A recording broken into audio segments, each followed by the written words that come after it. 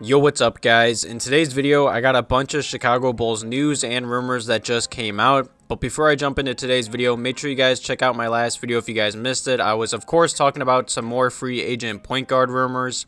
Also, make sure you guys are subscribed to the channel, leave a quick like on today's video, and leave some comments and questions below today's video as well. But nonetheless, let's just jump right into it, because the other day, a free agent big man reacted to a potential Chicago Bulls, I'd say, tweet.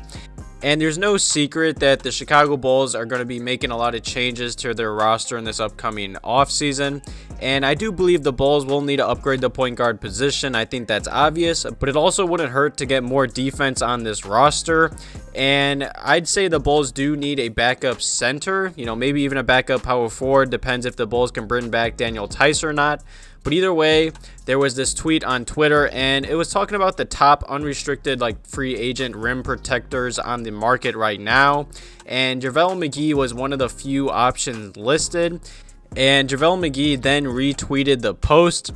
And I'll make sure to throw up the tweet on the screen, because it was about the Bulls targeting, like I said, a good rim protector to maybe put next to Vuce, or just add some more defense to this roster. And I'm not going to lie, JaVale McGee is kind of up and down, I mean, Shaq pretty much always clowned on him. I mean, he finally stopped doing that, but nonetheless, for this past season, JaVale has kind of been in and out of the league. He played a few games with the Cleveland Cavs, then he played a few games with the Denver Nuggets. And he is 33, turning 34. He's definitely getting up there in age. But like I said, he wouldn't be a bad veteran to add to this roster, especially since, like I said, the Bulls don't have a backup center currently. We are going to be missing out on Felicio. He is a free agent, and I'm sure some other team is going to offer him a max contract. I still can't believe the Bulls gave him that, I think it was a $30 million extension or whatever. That still blows my mind. But nonetheless, JaVale McGee is still solid. And in this past season, in about 46 games he was playing, he put up about 7 points, 5 rebounds, and assists a game. He also shot 51% from the field. He's not a good three-point shooter, not a good free throw shooter.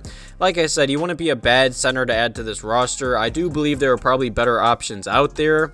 And I'm going to be honest, I could see JaVale more than likely signing to a title contending team, trying to win another championship. But like I said, I believe there's better backup centers on this market. I wouldn't be mad if the Bulls did target him for cheap. Like I said, he could be a good veteran to help out the guys and such. But definitely leave some comments and questions below today's video talking about that first topic. And the next topic in today's video is about Tomas Sadaranski. And I just had to talk about this. Huge shout out to Sadaranski. He's been balling overseas. There's been a lot of rumors or trade rumors that just recently came out about other teams wanting to trade for Tomas Sadaranski. And just in my last video, I was talking about how the Bulls have some key dates coming up. Whether the Bulls want to, I'd say, trade or waive Tomas Sadaranski and save some money. I saw if the Bulls do waive or trade Tomas Sadaranski, they will of course save money. But say they just cut him, no team wants to trade for him, the Bulls will save $5 million in cap space. And say the Bulls don't cut him by August 1st or 2nd. Of course, he'll be signed with the Bulls for $10 million per season. And he was talking to the media overseas. He's been balling overseas. That's great for him. And he said, I've been working like crazy to prepare for next season. I know that I still have some great years ahead of me. I hope to be back next season. I would like to stay with the Chicago Bulls. He knows the whole contract situation. He said he wants to stay in Chicago. I like Satoransky. I believe he's a great fit on this roster. He's a nice, solid veteran. I do believe he's a great backup point guard. He helps out Coby White and such. I just wish he wasn't making $10 million. That's a lot of money for a backup point guard. So I wouldn't mind if the Bulls did cut him, save some money, or even trade him, or just keep him as a backup point guard. No matter what, leave some comments and questions below today's video about that. I'm just happy that Sato's balling overseas. Good for him, good for his team and everything. Good for his trade value if the Bulls do end up decide to trade him. No matter what, I'm happy if the Bulls keep or do trade Tomas Satoransky.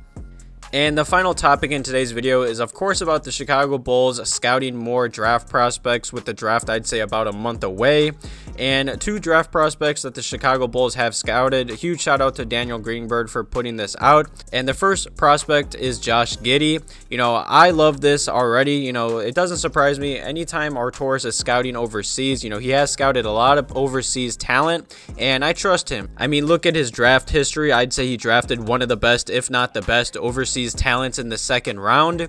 You know, he did play overseas. Like I said, he is 6'7". He weighs about 200 pounds.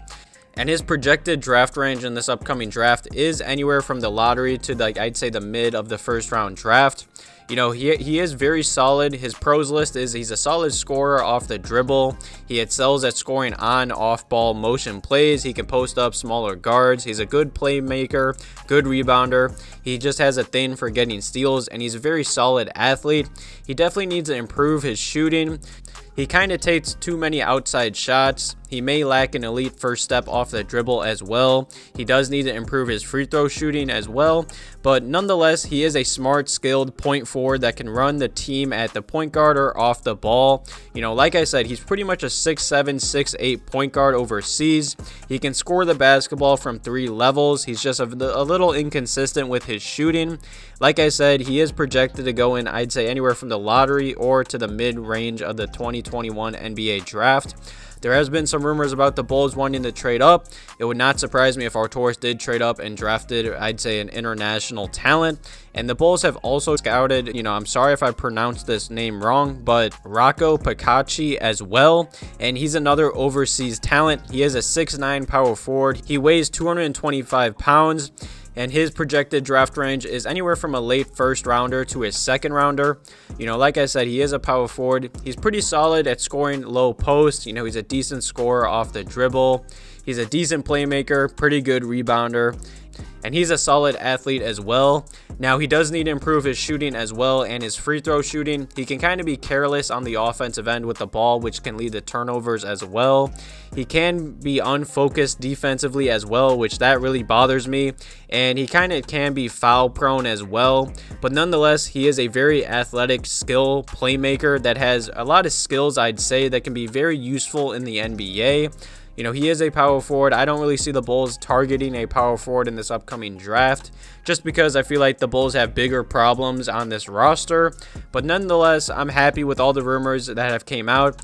You know, I'm happy that JaVale McGee wants to sign with the Chicago Bulls. It's looking like. I'm just happy that players are not scared of the Chicago Bulls anymore. They want to play there with this new front office and organization.